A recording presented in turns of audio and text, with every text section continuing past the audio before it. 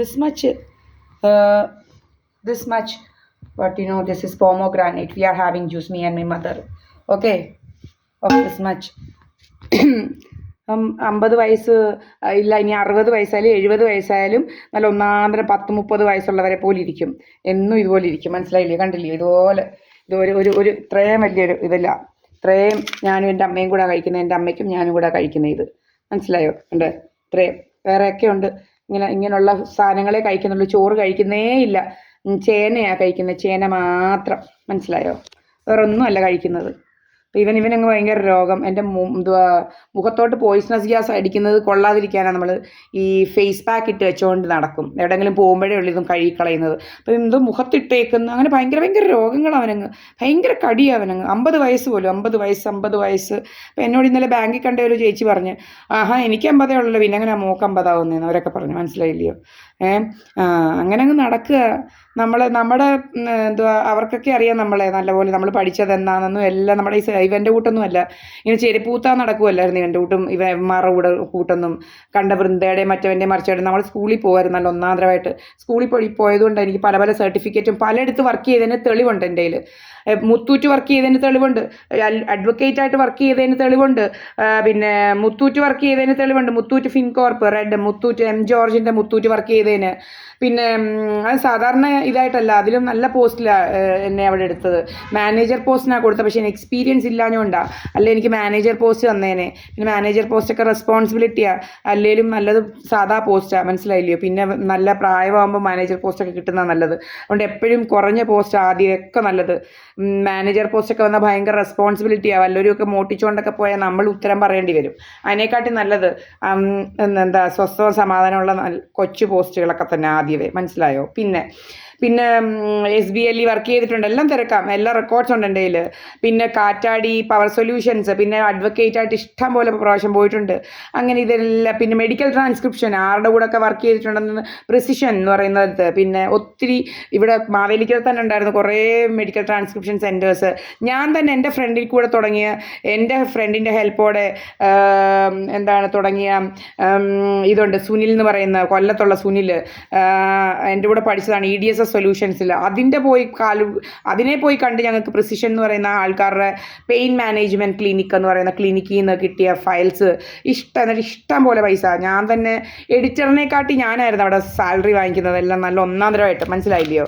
അപ്പോൾ അതൊക്കെ കിട്ടിയതിന് നല്ല തെളിവുണ്ട് എൻ്റെ കയ്യിൽ. മനസ്സിലായില്ലേ? ഇതിൻ്റെ എല്ലാം തെളിവ് എൻ്റെ കയ്യിലുണ്ട്. പിന്നെ എഡിറ്റർ മാത്രമല്ല, ഞാനായിരുന്നു അവിടെ.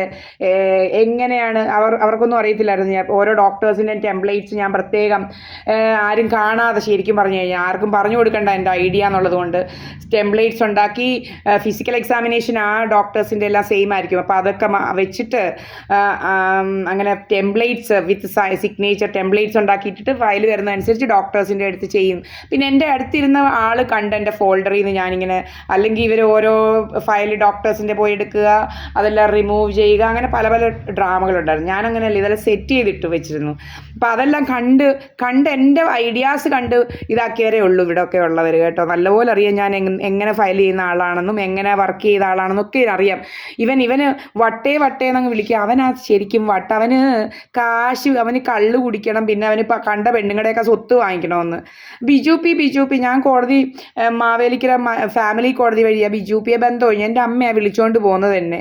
അതിനെല്ലാം തെളിവുണ്ട്. എൻ്റെ അമ്മ ഇവിടെ ജീവിച്ചിരിക്കുകയാണ്. അല്ലാതെ തന്നെ എൻ്റെ കയ്യിൽ നമ്മുടെ കോടതി ഓർഡർ ഉണ്ട്, decree. Okay, passed by the court of Mavelikkara family court. Okay, അപ്പോൾ അതെല്ലാം ഉണ്ട്. ഇവൻ ആരാ ഇങ്ങനെയൊക്കെ ചോദിക്കുക? ഇവന് പ്രാന്ത് മൂത്ത്. ഇവനാണ്. ആരെങ്കിലും ചോദിക്കുമോ നിൻ്റെ ഭർത്താവ് എന്തിയടിയെന്ന്? ഫാമിലി കോടതി വഴി ബന്ധം ഒഴിഞ്ഞ ഭർത്താവ് എന്തിയടിയെന്ന് ചോദിക്കുന്നത് ഇവനാണ്. മുഴുപ്രാന്ത്. നിങ്ങൾക്ക് മനസ്സിലാവത്തില്ലേ? നമ്മൾ എടി നിൻ്റെ ഭാര്യ എന്തിയ, ഭർത്താവ് ബന്ധം ഒഴിഞ്ഞവരോട് നിൻ്റെ ഭാര്യ എന്തിയടാന്ന് ചോദിക്കത്തില്ല.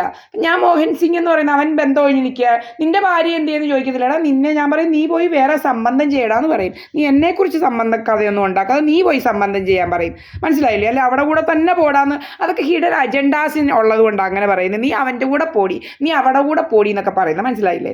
ഇവരൊക്കെ കുറേ ഹിഡൻ അജണ്ടാസുമായിട്ട് ബിജു പിയെ കെട്ടിച്ചത്. പക്ഷെ ഒന്നും നടന്നില്ല. ഒന്നും നടക്കാതെ ദൈവം അവനെ അങ്ങ് വിളിച്ചുകൊണ്ട് പോയി, ഞങ്ങളെ അങ്ങ് ബന്ധം ഒഴിപ്പിച്ചു.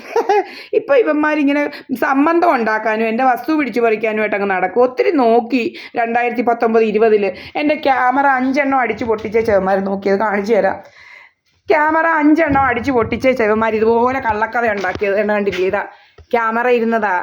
എൻ്റെ കയ്യിൽ ഫേസ്ബുക്കിലും യൂട്യൂബിലും എല്ലാം ഞാൻ ഈ അടിച്ച് പൊട്ടിക്കുന്നവരെ സഹിതം ഇട്ടിട്ടുണ്ട് നല്ലപോലെ. പിന്നെ അവിടെ ഫ്രണ്ടിലായിരുന്നു ഒരു ക്യാമറ, ഇവിടെ ആയിരുന്നു ഒരു ക്യാമറ, ഇവിടെ വെച്ചിരിക്കുകയായിരുന്നു.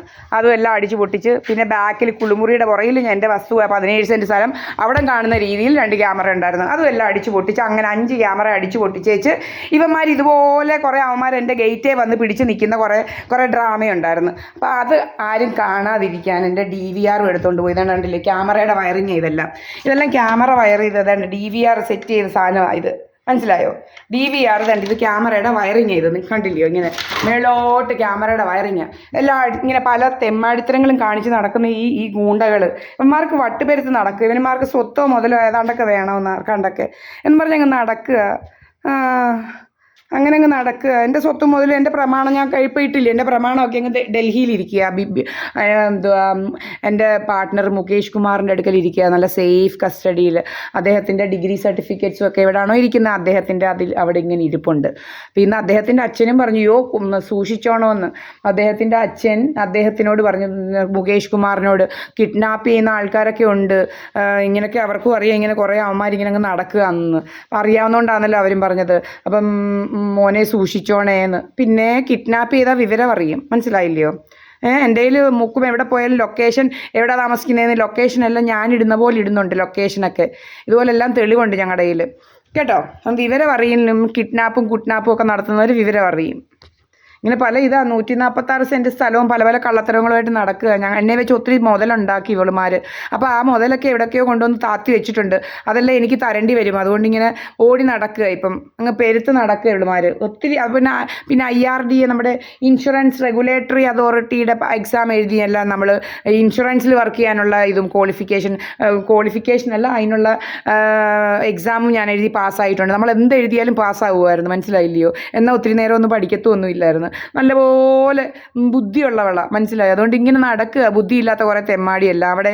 ഇവളുമാരെയൊന്നും ഒരു സർട്ടിഫിക്കറ്റ് ഞാൻ ഇന്നുവരെ കണ്ടിട്ടില്ല. പിന്നെ പക്ഷേ അങ്ങ് പറയുന്ന അങ്ങ് വലിയ അരണ്ടൊക്കെയാണ്, അങ്ങേ അറ്റത്തെ അങ്ങ് ടാഗും തൂക്കി നടക്കുക. നമുക്ക് ഈ ടാഗ് ഒന്നും തൂക്കേണ്ട കാര്യമില്ല. നമുക്ക് ഈ ടാഗിൻ്റെ ഒന്നും ഒരു കാര്യവും ഇല്ല. ഇങ്ങനെ നടക്കുക ഈ വട്ടന്മാരെല്ലാം കൂടെ, കുറേ വട്ടന്മാരെല്ലാം കൂടെ അങ്ങോട്ടും ഇങ്ങോട്ടും നടന്ന്. ഇവളുമാർക്ക് വേറെ ജോലിയൊന്നും ഇല്ല.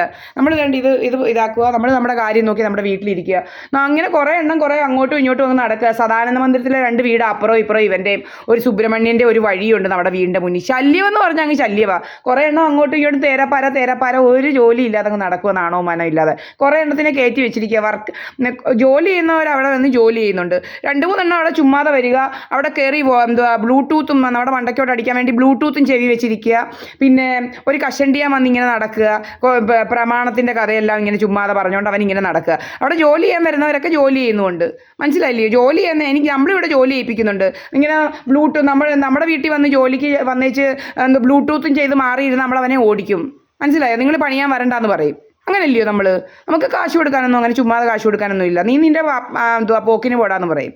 അപ്പോൾ ഇവന്മാരിങ്ങനെ കയറി ജോലിയാണെന്ന് എന്തോന്നും അറിയത്തില്ല. ഇവന്മാരിങ്ങനെ കുറേ 2 എണ്ണത്തിനെ മിക്ക സമയം ആ വർക്ക് ഏരിയക്കകത്തുണ്ട്, ഈ പുതിയ കൺസ്ട്രക്ഷനിലിരിക്കുന്ന ബിൽഡിങ്ങിന്. അതുപോലെ ചൈന വന്മതിലൊക്കെ കെട്ടി പല ഡ്രാമകളാണ്. കുറേ SNDPയിലെ ഒരു കൃഷ്ണ ബസ്സിലെ അവൻ അവൻ്റെ വീട്ടിലോട്ട് പോവുക. സദാനന്ദ മന്ദിരത്തിൽ സോമരാജൻ്റെ വീട്ടിലോട്ട് ദിവസവും പോകുന്നത് കാണാം. എന്തുവാണെന്നറിയത്തില്ല, ദിവസവും അങ്ങ് പോവുക. എന്തോ ഇത് നമ്മുടെ വീട്ടിലെങ്ങോ അങ്ങനെയൊന്നും ആരും നടന്നിട്ടില്ല. ഇങ്ങനെ അങ്ങ് ദിവസവും ഇത്രയും ആൾക്കാർ വരുമോ? എന്തുവാണ്? ആ പ്രധാനമന്ത്രി ആയിരിക്കും.